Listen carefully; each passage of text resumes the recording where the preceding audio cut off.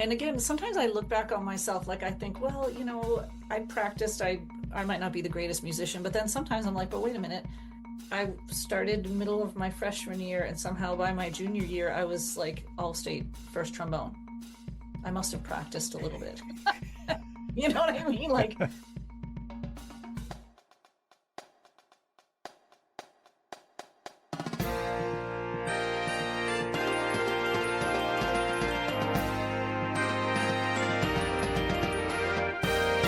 Hello and welcome to episode 69 of the BandWagon podcast for the week of September 15th, 2025. On this edition of the program, news and notes from the band world, including 2 stories of lifelong marching, a tribute in words and music,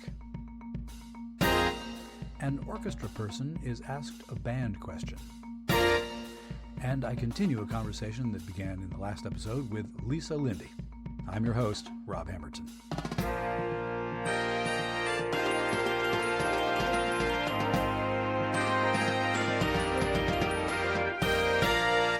Hello, dear listener. I'm going to make this brief because there's tons of stuff in this episode. And that's not just because these days there are 2 or 3 weeks between episode drops, not just one, so surely material piles up, yes? No, this one is full of, I dare say, really interesting stories and thoughts and such, all on its own. We live to serve. So, double check your bus lists, and away we go. Let's play the first strain.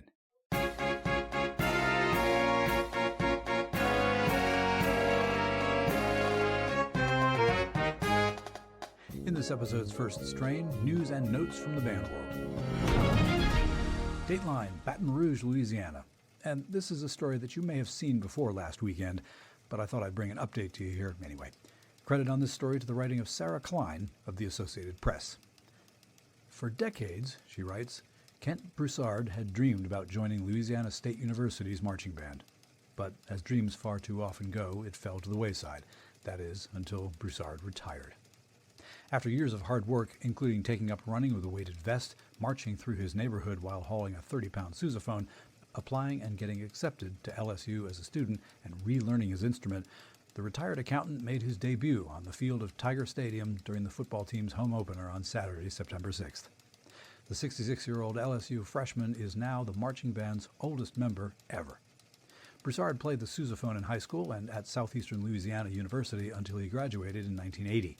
As Broussard neared retirement 2 years ago, he thought about what he wanted to do next. He decided he was going to try out for LSU's marching band. So he trained, mentally, physically, and musically. In order to even try out, he had to enroll as a student, and now spends his days attending class, doing homework, and studying for tests. Months of work paid off as Broussard became one of the 325 members of the LSU band. One of his aha moments came on Saturday during one of the school's most beloved game day traditions, the march down Victory Hill, when LSU coaches, football team, band, and Golden Girls parade past droves of fans to Tiger Stadium while playing the pregame salute and the introduction to Touchdown for LSU.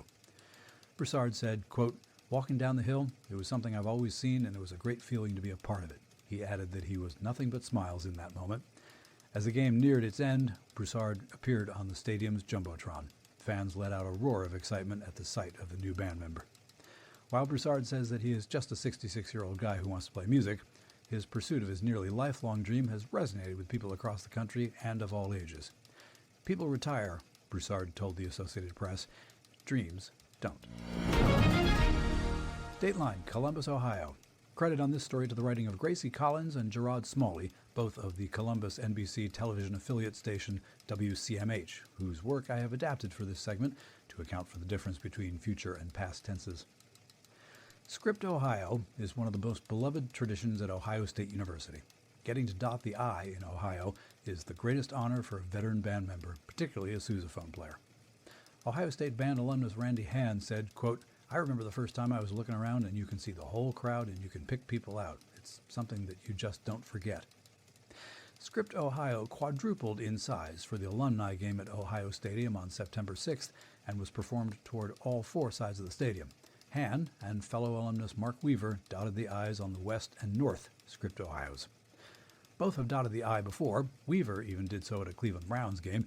He said, quote, "It does not become less nerve-wracking. It does not become less special. It's very exciting. There's a lot of hype around these now."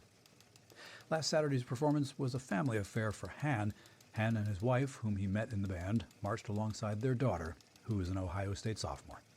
Han said, quote, "The crazy part is the last time I dotted the I proposed to my wife at Skull Session, so it's really coming full circle now that our daughter is going to be on the field with us." Sydney Reeves, a fourth-year sousaphone player, dotted one of the other I's during Saturday's alumni band show. She said she was a little nervous beforehand because of just how much dotting the I means to her family. Sydney's mother, Wendy Reeves, said, quote, "When she was 2, she said she wanted a little tuba to keep under her bed, and her whole life and adolescence was dedicated to this one goal." Wendy Reeves, who was an Ohio public school band director, understood the nerves because she herself dotted the I in 1992, a year before her boyfriend Chad did the same. Chad proposed to Wendy at Ohio State's traditional Skull Session in front of 10,000 people, and they were married before graduating from the band. The couple dotted the I at the same time during a Cleveland Browns game, becoming the first married couple to ever dot together. And that's news and notes from the band world. If you have a news item you think should be included in this segment, although good luck topping those stories, send me a link via email to heybandwagon@yahoo.com. Now we'll take a quick water break and meet you on the other side. Hope you'll stay with me.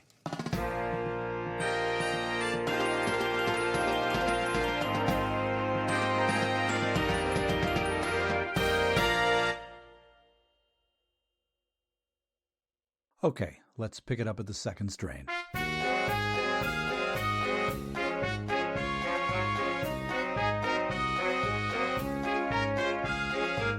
This episode's second strain is a tribute to a gentleman who was many different things to many different people, but to the vast majority of people who encountered him, he was best known for 33 years as the effervescent band director at the University of Massachusetts at Amherst.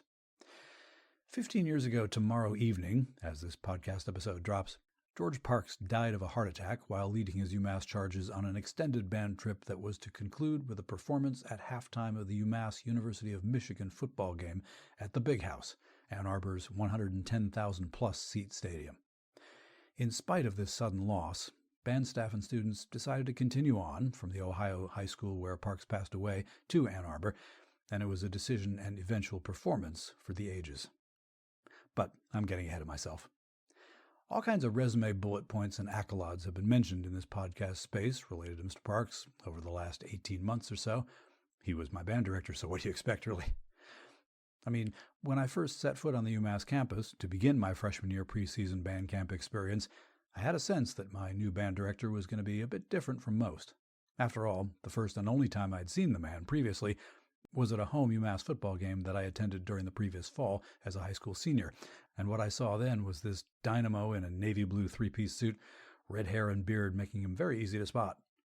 The other thing that made him easy to spot was that he was conducting the band's final song of the day, their traditional arrangement of My Way, standing on the inches-wide rail that separated football fans in the stands from about a 12-foot plunge to the stadium floor below, without any safety handrails or anything.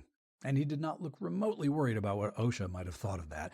He was consumed with conducting his band and convincing the audience that they were going to love the Minuteman Marching Band, whether they like it or not. In the 15 years since George Parks' passing, his successor, Dr. Timothy Todd Anderson, has led the band in some new directions and yet has maintained a great many old traditions. And thanks both to his dogged efforts to keep the name of George Parks ever present in the minds of current band members and football audiences alike, and to the sturdy foundation of commitment, excellence, and enthusiasm that Mr. Parks built alongside the talented professionals that he enticed to join him in that endeavor, the UMass Band still sounds and looks and acts like the UMass Band of 1977 through 2010. That, and the fact that keeping the name of George Parks ever present in the minds of current band members is made easier by the fact that the 14-year-old marching band building on campus bears his name. Another little detail that speaks volumes about George Parks, a detail which is a spooky but in a way appropriate coincidence, is this. On Thursday evening, September 16, 2010, the UMass Band performed at a high school exhibition at Cuyahoga Falls High School, and the last tune Mr. Parks conducted before he collapsed following that show was that tune with the lyrics, "And now the end is near, and so I face the final curtain." Parks fretted in front of students at what turned out to be his final summer drum major academy session in 2010. The lyrics to My Way were maybe a little selfish, but he wove an affecting defense for why he preferred not to think of those lyrics as emblematic of self-absorption so much as representative of self-discovery and self-confidence. Those, after all, were characteristics which he was helping DMA students to work toward. You can't do this drum major job without a little bit of ego. Just don't let it control you, he said. Perhaps the most important part of that My Way tradition has been the connections that the song helps to foster. The connection between the UMMB and its audiences. Home football audiences know that My Way is coming and they don't leave the stadium till they hear it. And audiences that are newer to the UMass band experience quickly discover that marching bands sometimes sing. The connection among UMMB members, metaphorically and actually, as they gather even closer to one another and sing together in the middle section of that arrangement. The connection between the baby band and its alumni. A great many of those alumni have taken part in that same UMMB tradition. They've played and sung that same arrangement, and now they stand and sing and sway arm in arm, just as they did in their college years, with each other and with the current membership in a relatively new tradition, all together on the field at homecoming. And members of all of those groups were present in Ann Arbor on Saturday, the 18th of September, 2010, to witness a remarkable series of moments. One of the band members from that year, Alyssa Berkowitz, wrote an essay not long afterward. Among other things, she wrote about that Saturday game day at the University of Michigan. Quote, "As our football team finished the first half of the game in the lead, the band got on the field to perform our Madonna medley. Everyone was prouder than ever and determined to grasp the attention of the 110,187 fans in the stands. The announcer declared a moment of silence for George Parks, and then we began our halftime. Louder than ever, we blew down Michigan Stadium. The fans, who normally boo other bands, were so supportive. They gave us high fives on the way back to our seats and gave us a standing ovation. The Michigan coach later told us that their crowd had never responded to another band like that. Some of the feedback we received from the fans were, wow, their band is louder than our band, and their band really knows how to have fun." A comment that the Michigan band staff made to us was that we were such a respectful and easy band to work with, which they were not used to. End quote. The power and class of New England lived up to their name that day. How do I know? Apart from secondhand stories and such, I mean. I wasn't there. I was among the alumni who converged on Amherst on Sunday night to meet the band as they returned via their however many buses, to stand with them outside Old Chapel and offer what support we could. But I wasn't in Ann Arbor. No, but among the band alumni who did get out to Michigan Stadium was Jason Friedman, a former member of the euphonium section and producer of numerous band videos over the years, and he and his wife Karen had their video equipment with them. And they captured the remarkable pregame moment when all of Michigan Stadium went silent, following the Michigan band announcer's invitation to observe a moment of silence in memory of Mr. Parks, and the band's pregame rendition of their Gloria Estefan conga percussion feature, and their fifth quarter postgame performance that included one of those My Ways for the ages. And they captured the halftime moment that Alyssa Berkowitz participated in and wrote about. The band's halftime show was one single selection, its medley of tunes by the 80s pop icon Madonna. As was and has been the case with all of UMass's pop music medleys, there were multiple moments built into the musical performance that were designed to get a rise out of audiences. But in this case, the musical material and the context of the day conspired to get a rise out of the band. The first time I saw Jason's halftime video, my jaw dropped at one particular moment. Not that the whole 3.5 minutes weren't remarkable, but about a minute and a half into the performance, following a screamer trumpet solo, the rest of the band re-entered with a musical impact that could only be described as explosive. I had never heard that group play with quite that force, and I'd heard them a bunch. But it made sense for them.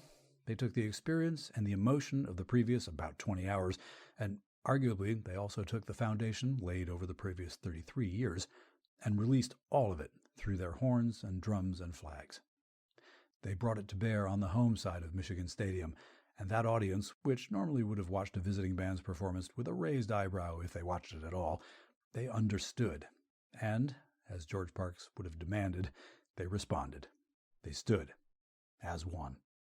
They loved that band, whether they liked it or not.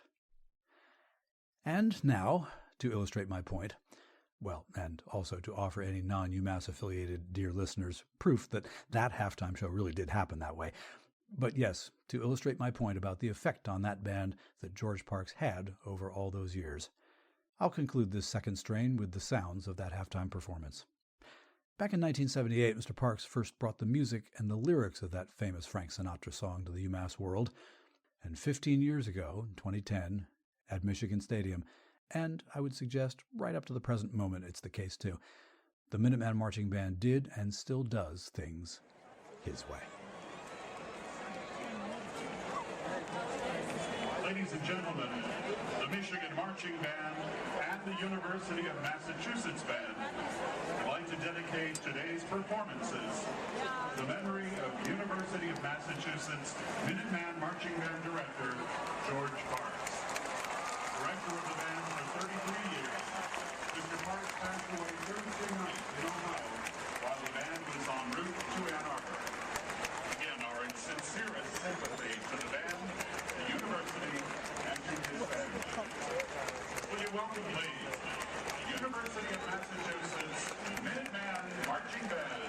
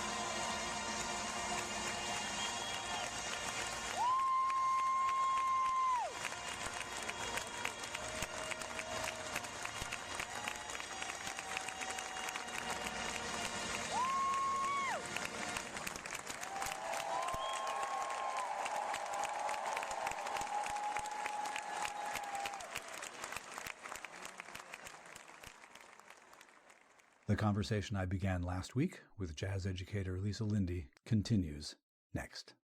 This is BandWagon.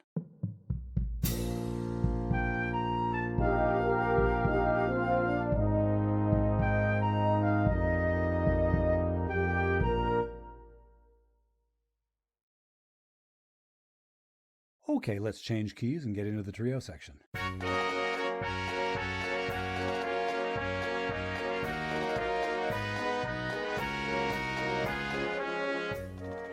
As runtime concerns caused me to step away from our trio section conversation in episode 68, music educator Lisa LINDE and I were, among other things, bemoaning the impression we got that many school administrators and most of our elected officials appeared not to have participated in large ensemble music making or any performing arts activities at all, as revealed by their sometimes stark lack of ability to communicate well or to play nicely with others.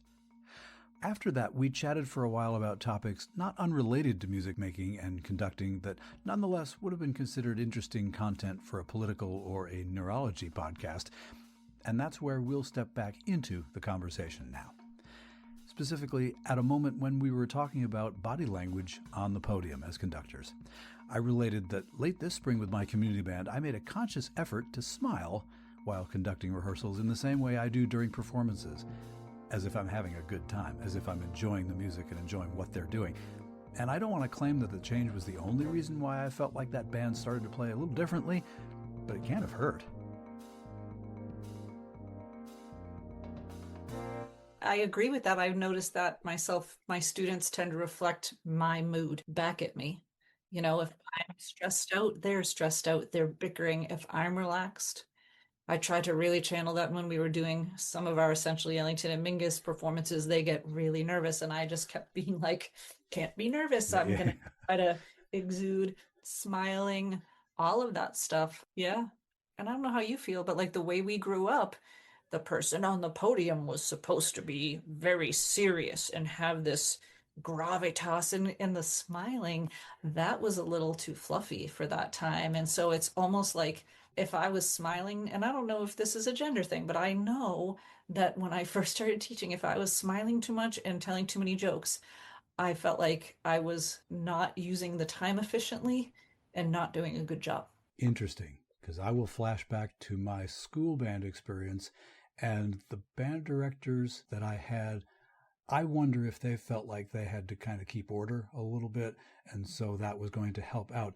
But my very first band director, his name was George Doran. He taught me the trumpet in the 4th grade, and then I came up to the middle school, which was the junior high at the time, so 7th and 8th grade, and I got into the 7th grade, and I was all ready for that, because with the all-town elementary band, he would be up there, and it would be mock dangerousness. He would be saying wrong notes and clenching his fist in the air, but he would finish it up with just a little, the eyebrow would tend up a little bit, and the little smile would happen, and we understood that he wasn't yelling at us. This was a little bit of an act, and he was, when he needed to lower the boom, he lowered it, but we knew that wasn't his whole act. I think he retired after I was in 7th grade, and so the 8th grade band director could have been just out of college for all I knew. Because he was a first-year teacher, undoubtedly he was thinking, I have to get control of this right away. And he didn't smile very much, and I thought, this is not the band that, for 4 years now I've been used to. Interesting. I had not thought about those folks, and they're wonderful people, but their styles were very different. Different in that particular way. Yeah. You remind me. I did my master's at NEC with Frank Battisti, and he had this amazing way in rehearsals of maybe having that moment where people, and then he would go on this big speech about whatever was happening or not happening, usually in music. But then by the end, kind of like what you say, like the voice would become gentler, and somehow he would bring you all in, and it all felt warm and fuzzy again. And I just remember watching him like, how does he do that? Yeah. And I find myself, I work at trying to do that in my own rehearsals, like to go to the place where you say, this is what I want you to do instead, and this is frustrating, but then letting everybody know, like, I still love you all. And, that's not what he says, but like you feel the warmth by the end. I know that the two people who were my high school band directors over the course of 4 years loved us perfectly well, but we would occasionally have those rehearsals where the last thing they said would be, I'll see you next time. And everybody just we kind of shuffled out with their tails between legs. And yeah. I was afraid for a long time in my early years of teaching that those days would happen and I would lose the students forever.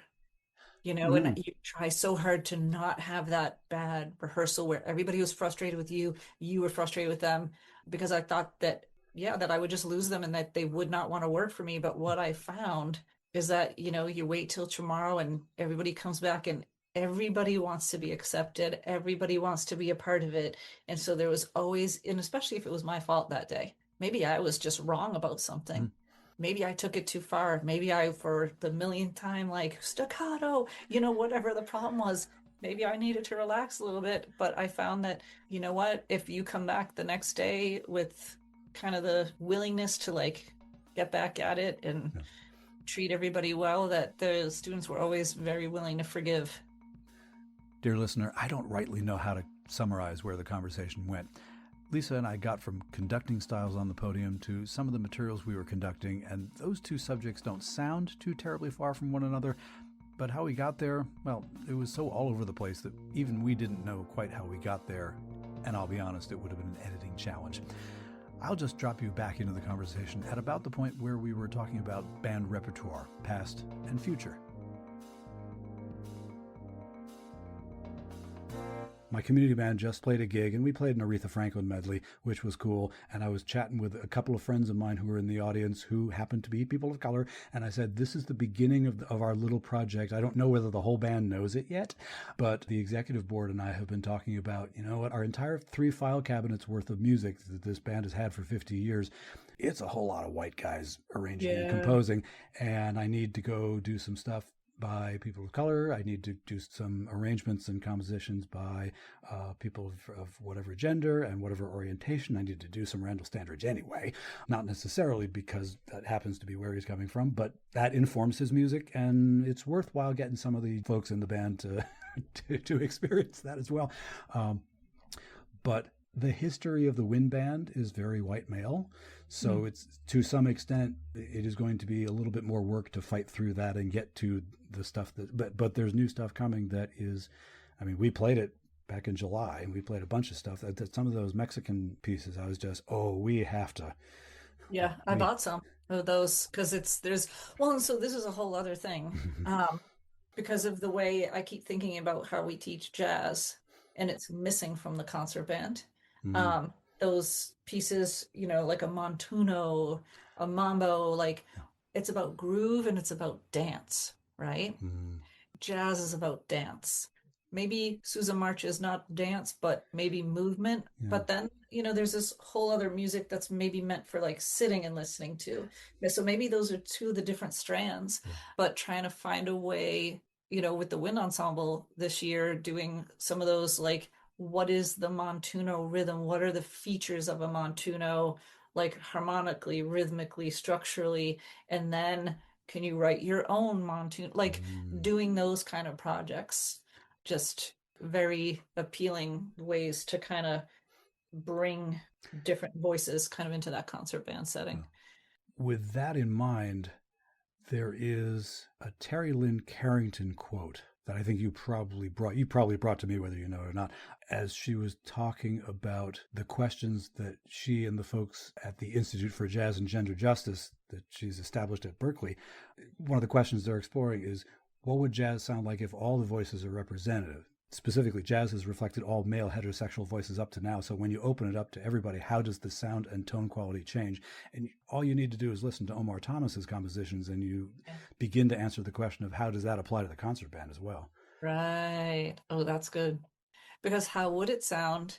I don't know. The whole very essence of jazz is that when you're playing in the ensemble, the idea of taking that solo, that improvised solo, we are allowing all people to have that moment where they have their say. That's kind of the just built-in structure, and then thinking back to me talking about my 16th note runs in the marching band piece that I practiced because I didn't feel like my voice mattered. And so what does it sound like when all voices are represented? What does it feel like when your voice is represented, when you're the player?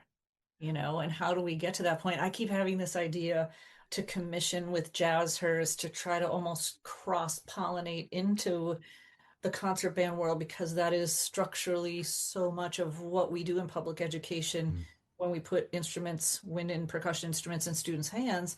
And I've tried to teach composition. I teach composition in my jazz classes every year. Second term, we do a concert that's all student compositions. Ooh. And every year I think, why am I doing this? Because about 3 weeks before, nothing's ready because it's high school students. But somehow in those last 3 weeks, everything comes together and we learn each other's tunes and we play all originals. And then I thought, well, I would love to bring this to the concert band. How do I do more composition? And I couldn't really figure it out because the blues is it's an incredible musical package, right? That I wonder if we take it into the concert band. It's 12 measures. My youngest kids, I'll just give them a pentatonic scale or a blues scale, kind of like Sonny Rollins' blues called Sunny Moon for Two. It's like a descending blues scale. That's all it is. And you play it 3 times. And you can even divide it down that like it's a descending blues scale followed by a little motif that's repeated. I show my students this, and I'm like, so your first assignment is to write 2 measures, just the first half, and then we'll come in, we'll talk it through, and then your second assignment is to write the other 2 measures. You can only use the notes of the blues scale, and once you've written 4 measures, you're done. And it's interesting because the chords change. Each phrase of the blues will make that phrase sound a little bit different. So already, you don't have to be the world's greatest composer to feel like you're having success on a blues. So I thought, what would be the form that we would use with a concert band? And there isn't one, and I can take it out. We can do like change the chords in the blues. We can do a minor blues. We can do a 16-bar blues. We can go into 32-bar AABA song form. We can learn, I get rhythm changes. Like there are just so many ways we can go in the jazz field. So how kind of cross-pollinating that, whether it's the form or like we were saying earlier, could it be a rhythmic structure that holds a concert band piece together that you can maybe improvise over? Like how would I would love, I don't know, there's not enough days in the week or hours in the day. I just have a lot of good ideas, but that would be a really fun way to bring new voices into concert band, new people, bring some oboe jazz, some bassoon. I can't be the only band director who looks at an ensemble of any kind of great size and think there are too many people in this room to approach improvisation or to approach more individualized. I mean, composition necessarily is a very individualized kind of thing. Sometimes as band directors, we have to, every detail needs to be taken care of, whether it's the score, there's probably 28 different parts, first flute, second flute, clarinet, 1, 2, 3. You're taking care of instruments, you're fixing instruments, you're, the chairs and the stands and the auditorium booking. Like any band director already has this personality. The thing I found in jazz sometimes, like I wanted to teach transcription, but I thought I needed everybody to transcribe the first 4 measures. And now these 3 students didn't do it, so they're late. And now we'll add 4 more measures. Okay, now those 3 are even later because they still didn't do the first thing. And now 2 more people didn't do the next assignment. And then I'm giving them bad grades and I'm battling with students. And finally I realized, do I have to grade this? Why can't I give an assignment? And I'm not going to give you the rubric like you have to do 12 measures, because we have very different skill sets on what we can hear and translate to our instrument, in any given class. So why not just like try this? It's almost like, here's some new food. I'm not going to make you finish the meal. Try the things out that you like. So even in improvisation, can you transcribe this little phrase? Great, you transcribed something, it was a success. So I think in concert band, kind of going more with that mindset of like throwing some of these ideas out there, but not everybody has to get all of the way through. Or there's a way I teach improvisation, and I use this a lot with jazzers, where it didn't dawn on me to teach this way until I went to New Orleans and really saw New Orleans, like traditional music in person, like Doreen on the clarinet down there, is this idea. And I am stealing this from Conrad Herwig said this in a way also. He works with us a lot when we're in the Mingus Festival, calling like stay in your lane, meaning, if you're having that traditional New Orleans kind of sound, like the trombone takes up a certain space there, or Ah, maybe, tuba, the trumpet, maybe it's more melody. Then there's like a clarinet doing all kinds of ribbons of yeah, scales and yeah. craziness over the top. And so you can teach improvisation that way so that, it doesn't mean that if you're like the tuba, you can only play roots. Like you might be a tuba player that can do the Mm, obligato craziness, but that means somebody else does have to be laying down the roots. Like we have jobs to do. uh, So s- when you teach improvisation and you give students a job to do and a lane to hold, not even to stay in a lane, because that means when you step out, you're in trouble. I come at it more like you need to hold this down or otherwise the music doesn't work. We mm, need to hear time. We need to hear roots at certain moments. We need to be in a rhythmic construct that all stays together and the whole thing kind of keeps moving. So putting people in lanes is another way mm. where you're not detailing every little thing everyone will do, but giving them kind of a general spot to land. And when you get involved in that, is it a case of, okay, if the tuba is going to go jump into the clarinet lane, somebody's got to jump over and take care of that? And they have to hear it because Uh, when we play in band, and especially just because the way I can remember doing a recording session at UMass, it was a Maslanka piece, Golden Light. I don't know how that just came to my mind, but it was Golden Light. And being in the back row with the trombones, it wasn't until we did the recording session, and because it was the 80s and we were, I think, premiering it, there were no recordings for us to have researched before. And even if there were, I would have had to go to a store and buy an album, and yeah. you didn't always have money for that. Hmm. It wasn't until the recording session and they played back the first run through that I got to hear the piece. I had no idea what Yeah. was happening in the woodwinds. Yeah. So somehow I had been working on a piece for a month and had no idea what my role was in the piece. Mm, Right. mm, And that's sometimes when I think about the way we teach that concert band, things that are missing. So when you have that collective improvisation, yeah, you have to know the tuba isn't playing the roots anymore. Somebody has to pick it up. Not only do you have to know it, right? You would then have to have the skills to be able to hop in and do it. mm, So you've got to hear it, know what needs to be done, and have the skill. Like it's really easy to take a lot of that for granted. in a big way. And when we think like, that the classical musician has more skills than this person who has these ears that they know and can do on the spot, two very different ways of functioning. Not necessarily. Uh, Yeah. So I'm easily assuming that that is a large part of whenever the Jazz Hers group gets together. I'm wondering, and I'm circling back, but it's a good thing to do. We talked a little bit about the mission of the Jazz Hers idea, but when kids walk into a session, what are the activities that they do? Well, it's interesting. And this is again what I learn as I go. Hmm. That's a work in progress that we Yeah. keep refining. But right now, we focus on playing as a collective. So one of the biggest changes I try to make is that you don't come into solo. You're here to play as part of a collective. Hmm. And again, you have like a role to play, and so a lot of times in the younger groups, I will have people solo in groups of three so that someone's holding down roots, someone's holding down kind of that harmonic, Yeah. just like the bottom of the chord, 1 3 5 7, and then Hmm. somebody else can just do whatever they want, the more experienced improvisers.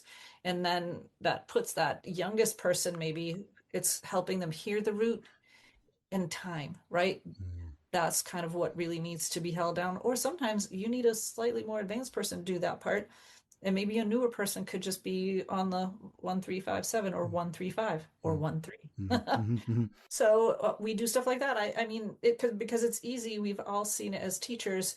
You want to go down the line and make everybody take an improvised solo, and somebody cries Oh, in every school. It's not 100%.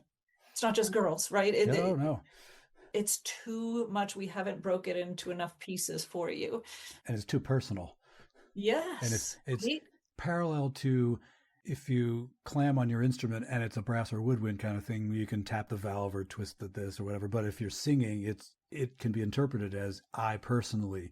And we Yeah. all do that as wind players. I ask my students all the time, like, do you see the violins when they go to tune and somebody gives them an A?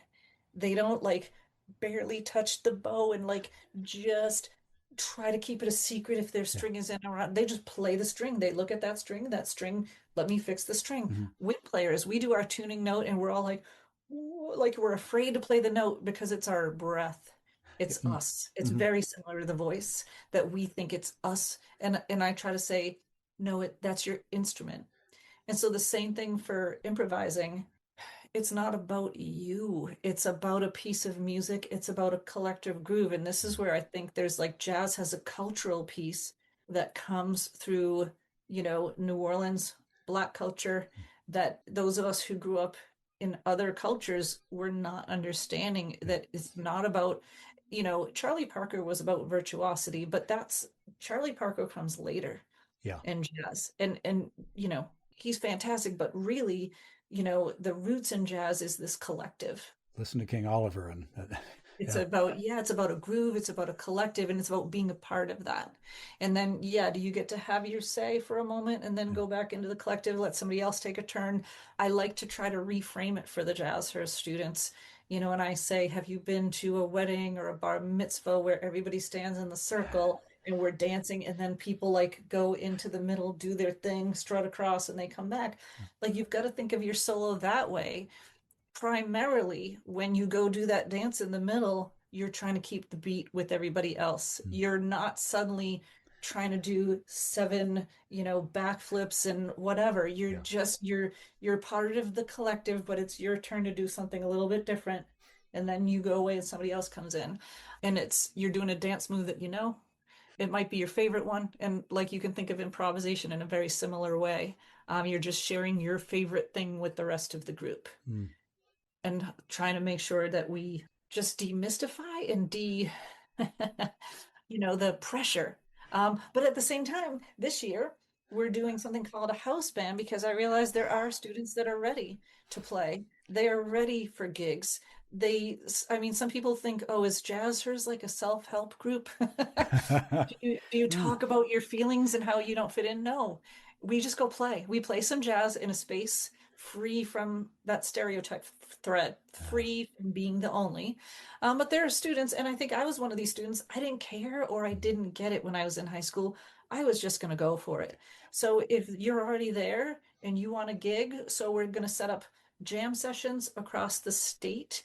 The theme is Seek the Solo, because there are people that do want, just go get it, go grab it, go take it, do it. So really trying to kind of bridge all of the needs of all of the students. But at the end of the day, Jazz Hers isn't about going and playing jazz, just girls and non-binary people together. It's like, let's take a moment, let's show you what it feels like to be in the majority, and then let's go back out and we're all going to play together. So the jam session will be for all. It's Mm. not something that's restricted, but we will bring to those jam sessions more women composers. And we're toying with the idea of, there's a lot of popularity with video game jazz right now and Japanese jazz or J jazz. And so bringing some Mm. other voices into this conversation that appeal to all kinds of people. Mm. Late 80s, I know I bumped into this book before I graduated college. It's a book by a linguistics professor named Deborah Tannen. She entitled it You Just Don't Understand. And it's the differences in the way that men and women communicate. Men communicate with men, women communicate with women, and they attempt to communicate across the dotted line. And she said what she was finding with the research she did, generally speaking, men with men are more competitive and women are more cooperative. And you can't whitewash a group, but it was much more prevalent on that side. And I am just, And it's interesting, just like the way we are socialized. Well, I have been told so many times by women, and a lot more, because there aren't a lot of women in my jazz bands. I was the only girl usually, so I didn't have a lot of talk back, right? I was with guys, it was fine. But I golf, and for a while, I can remember, in golf, there's like stroke play. You play all 18 holes, you count every single stroke. There's another way to play called match play. You win each hole. Each hole is its own little mini competition. But at the end of that, you either win the point or your opponent wins the point, or you split it half a point, half a point. So I could get a hole in one and win the hole, and my opponent can get an eight or I could get a hole in one, they could get a two, right? Those were two very different moments, but still like one of us wins and one of us loses. It's kind of like, do they do the Ryder Cup that way? Do I feel like I believe it's that's how they do sort the of, Ryder yeah, Cup. yeah. And I just distinctively remember playing and saying to the woman in the cart with me, and my opponent is in a different cart, and I said, "Oh, this is great because, you know, she's here, and now if I do this, I can beat her." And my friend said, like, "That's not very nice." And we were 30. I mean, we're not 16. And I'm like, "It's not nice." I'm like, "But I'm trying to win." And again, she's like, "Lisa, you're taking this too seriously," like very offended that I wanted to win. And similar, I joined a golf club and I tried to do a match play series for the women, and the women kept saying, "Oh, well, I'm not competitive. I'm not competitive." And I'm like, "You say you're not competitive, but I actually think you are competitive and you don't want to lose and you don't want to be seen trying to beat someone, because we are, as women, we're just told that's not a good look, Yeah. right?" Yeah. Yeah. So maybe that's my seek the solo thing, is like it's okay to want, it's okay to Mm. go do what you want to do and put yourself out there. So in our next conversation, I know. so because I've always done it this way, which is of course the best reason for doing anything, uh, let me hit you with some slightly less strictly resume-based questions. These can go far afield. The first one is always, what's one of your favorite pieces of band music that you've played, outdoors or indoors? And because the topic has been what it is, if it's jazz, it's jazz. What the hey? I'll go with concert band for a minute and say like Ron Nelson is just one of my favorite composers that doesn't always fall into the like the Holst and the Vaughan Williams and like Persichetti and those kind of classics. And also I'm going to throw in that when we compare to jazz, there was this time that people kept saying, you know, we will play more women in concert band, women composers, when the good composers, when the women start composing good music. Okay, I believed that for a long time, but I had this revelation that like we've talked about this today. The things that are important in jazz are not the same things that are important in a concert band. There is a different value system. What constitutes excellence in jazz? Your ability to hear something and play it back to someone. Mm. Your ability to kind of change, oh, I hear you improvising with these notes. I'm going to throw them into this chord voicing that I'm using. There's a lot of on the spot stuff with your ear. If we keep taking those jazz musicians and applying the concert band construct to them, we're going to keep saying, well, okay, you can play by ear, but can you sight read this concerto? They're going to fail. I mean, they're not going to fail because we have great jazz musicians now, but you know what I mean? We're Mm-hmm. not giving people the same test. The same thing goes for like who decided that Holston, Granger, and Persichetti that I just listed. There are people that just decided that their music hit these points, and in order for your music to be great, you have to hit those points. But maybe there, when all voices are represented, maybe there are other value systems. Like we would have to change our entire kind of have a paradigm shift into what we value. So Ron Nelson, I will put out there for the band. I'm a little obsessed with Alice Coltrane right now, though, in the jazz area. I think she was someone that was overlooked. Jazz, hers, she has a piece called Blue Nile, and the students are obsessed with the piece. It's an E minor blues kind of thing, and that key is not the band key of B Nope. flat, you Nope. know? So I shied away from it for a long time, and now we do it every time. The students love the sound of the tune, they love the melody, they love the vibe. It has harp, which is just such a cool instrument, and for a couple of years we had a harp student, so it was just a great sound. So I'm gonna list Alice Coltrane. I'll turn it 180 degrees around. Is there a piece of band music that you have never played but you would like to? No, I don't know. Um, I was really lucky now that you say this, though, that like I guess I'm back to thinking concert band. I just played so much great music. But can I be like crazy and like in the jazz, there's like Charles Mingus, this like huge work Epitaph, like that would be kind of cool to play on, right? And I don't foresee I would probably ever get that opportunity. So that would be a little dream piece. The question had nothing to do with realisticness. I mean, really, if we're going to open this up, we might as well open it up. Yep. I would love to play with the Mingus band too. I have this huge affinity for Charles Mingus. Duke Ellington is amazing too, right? I don't want to, I take to both of the festivals, but the wildness, and it shouldn't be mistaken for not being able to play or compose in a refined way. The voice of Charles Mingus has this a collective New Orleans sensibility to it a lot of the times that can be very wild and, controlled chaos is what Yeah. they'll say. And I love that aspect of his music. Interesting that you go there, because my next question is always, is there a band that you love to perform with that you haven't, either because you're not the right age or not in the right place in the world or don't live in the right period of time? And again, it's interesting, but I would say the Mingus Big Band, which performs right now, I feel like they're one of the most diverse big bands that I see perform in all aspects, and anytime I go, there could be two, three, four women in the band. They have a great pool, but just the again, being able to play that controlled chaos and the communication, because it's chaos, but there are rules in there and you have to know what the rules are, and the freedom that goes back to me being in that band, and the freedom that exists within a music like that for your own creative voice to come through is super appealing. So, and last but assuredly not least, do you have a favorite band story that you enjoy telling people who can't run faster? I just remember being a senior in high school.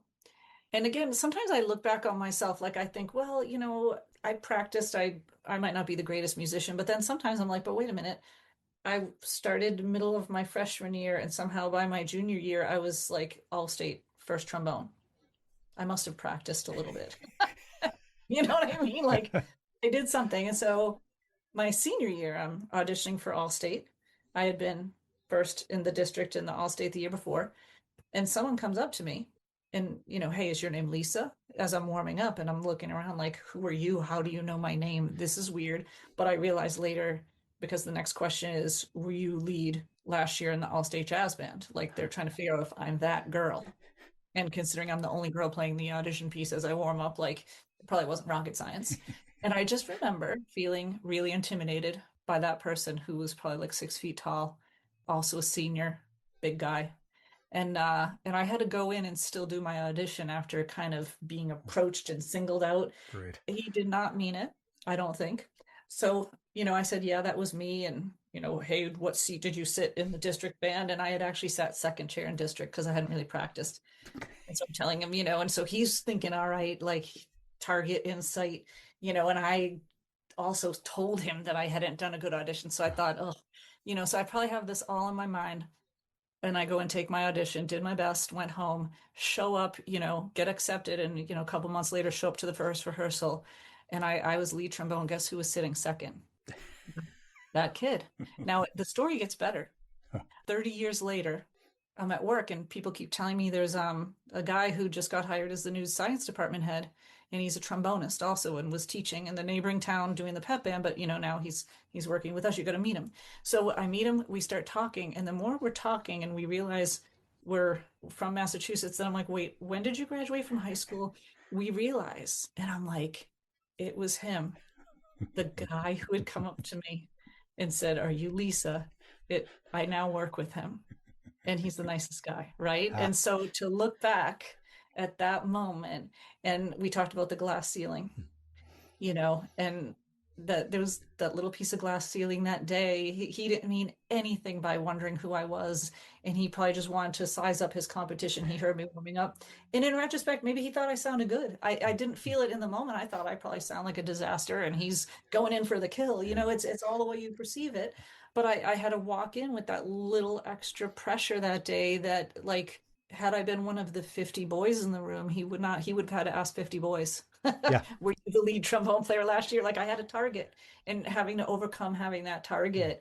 And then it's just funny to meet 20 years later and, it's the nicest person and great friends at work.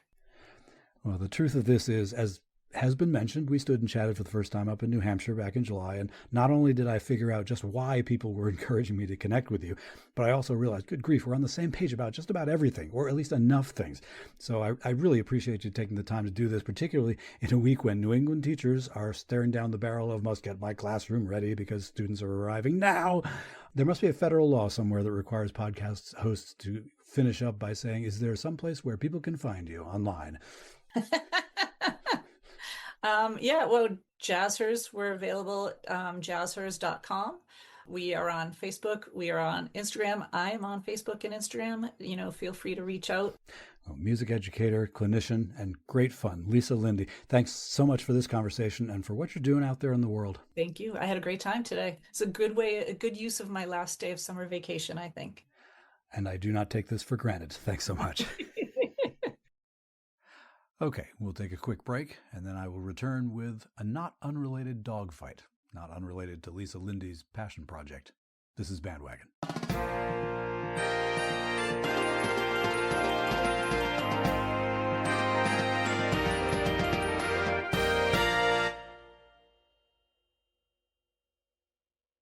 Here comes the dogfight.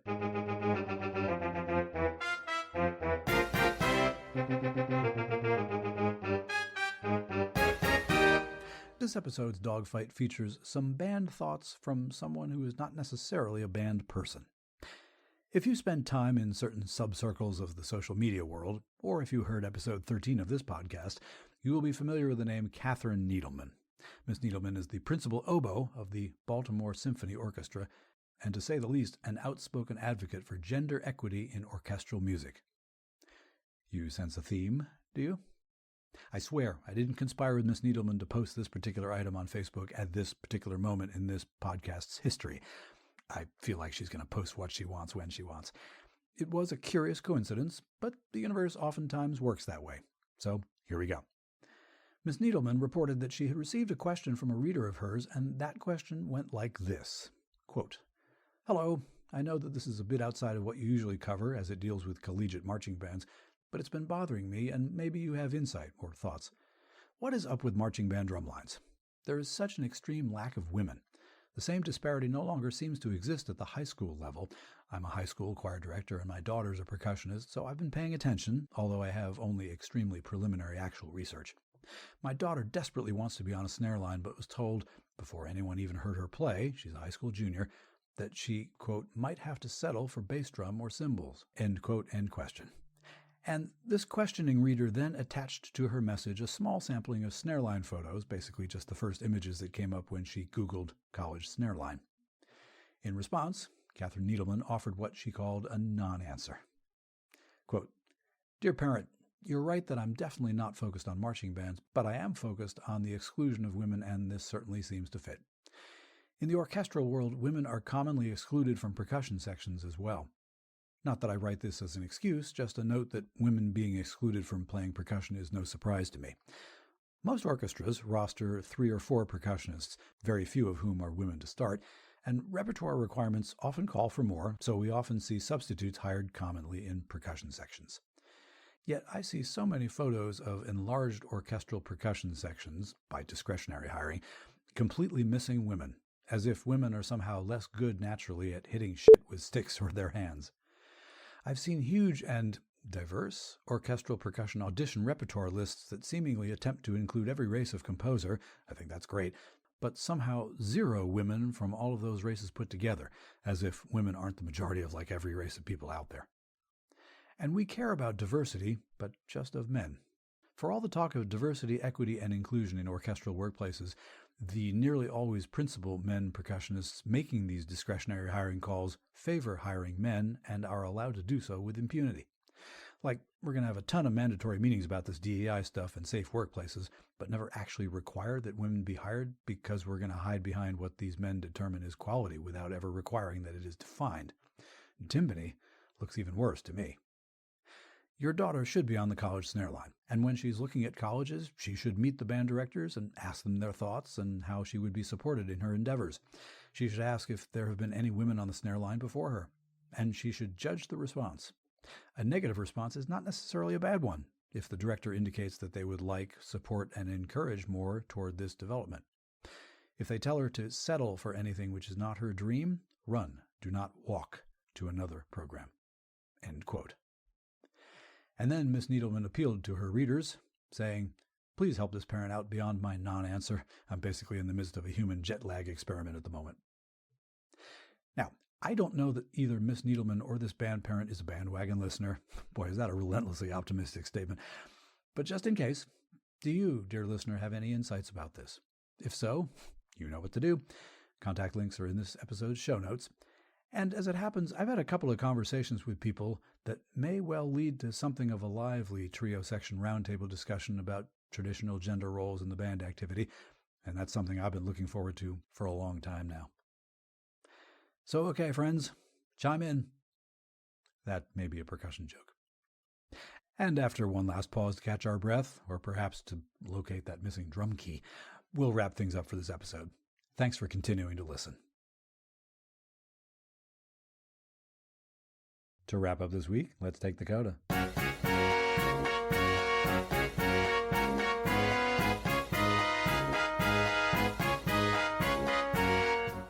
For the CODA, a little preaching to the choir, or band, whatever. Every band person understands the practical upshot of the social media post I'm about to read. That upshot is doing band, particularly the marching variety, involves doing a lot of things simultaneously. But I think that I had not considered it from a scientific neurological perspective, at least not with the specificity that a gentleman named Doug Hassell has done. Mr. Hassell has been the band director at Carroll High School in Fort Wayne, Indiana for 10 years. At Bands of America events, the Carroll Charger Pride has been a consistent regional finalist and super regional finalist and has been a regional class champion. In a previous teaching post, Hassell's band was a Grand Nationals semifinalist. He marched with the Madison Scouts in 1995 and 96, so he was part of a drum corps fan's dream, and was a member of the brass instruction and design team for the Colts Drum and Bugle Corps in the early 2000s. And from that area of expertise, he wrote this, quote, "I love marching band.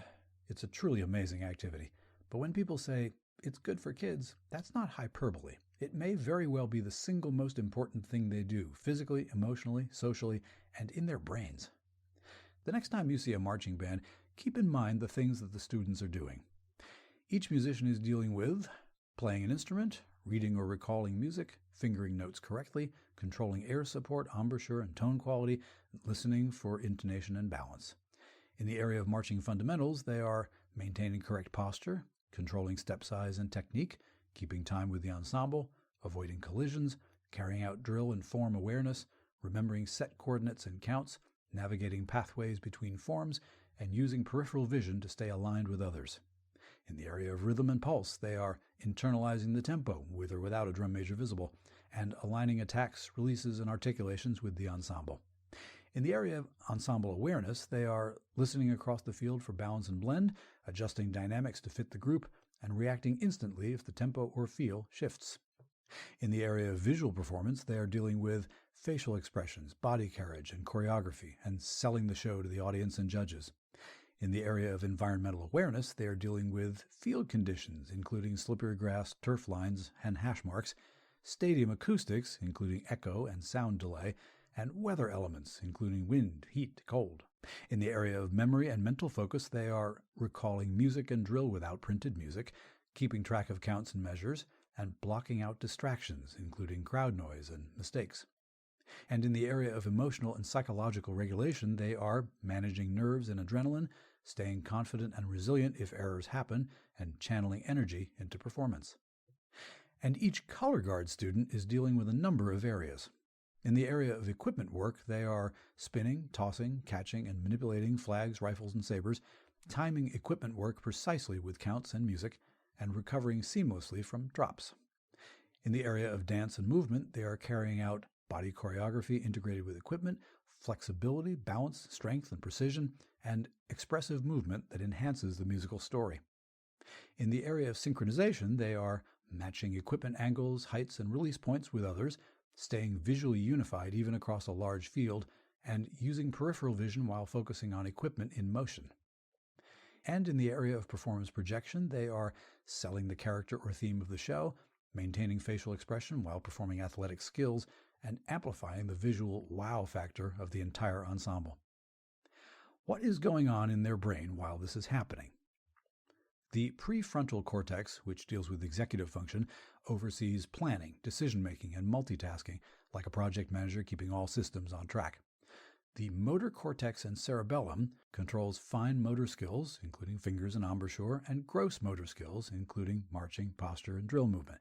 The cerebellum keeps timing smooth and coordinated. The hippocampus, which deals with memory, stores and retrieves drill sets and musical phrases. The auditory cortex processes incoming sound, tuning, and rhythm alignment. The visual cortex tracks field landmarks, spacing, drum major signals, and peripheral cues. The basal ganglia, which deals with automaticity, look it up, handles habits.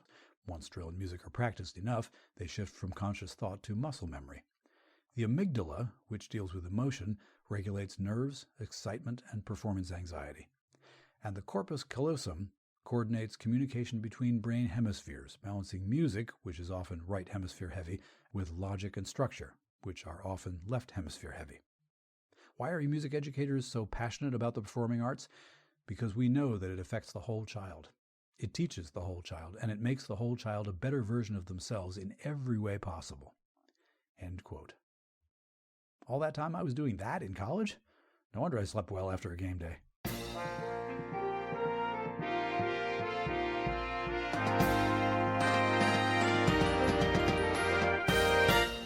And that's a wrap for this episode of Bandwagon. Thanks as always for downloading and listening. Bandwagon was written, researched, and produced by your humble host. Musical interludes were produced by Hammerton Media, from source material largely by John Philip Sousa. You can listen to more episodes at the pod's website, heyband.podbean.com. Please give me feedback. Let me know what you like or what you think might change. You can do that using the email address heybandwagon@yahoo.com, or leave a 90-second voice message by going to speakpipe.com/heybandwagon. Be aware that I do reserve the right to include your message on the podcast, unless you say otherwise. Those contact links and links to this episode's news items, conversation topics, and my interview guest, Lisa Linde, can be found in our show notes, as can a link to Bandwagon's merch store, thanks to the good folks at TeePublic. Please share the show on social media, and thank you so much for that. If you enjoy this podcast, please do share it in the direction of someone whom you think might not be a listener just yet. Word of mouth really is the best recruiting tool.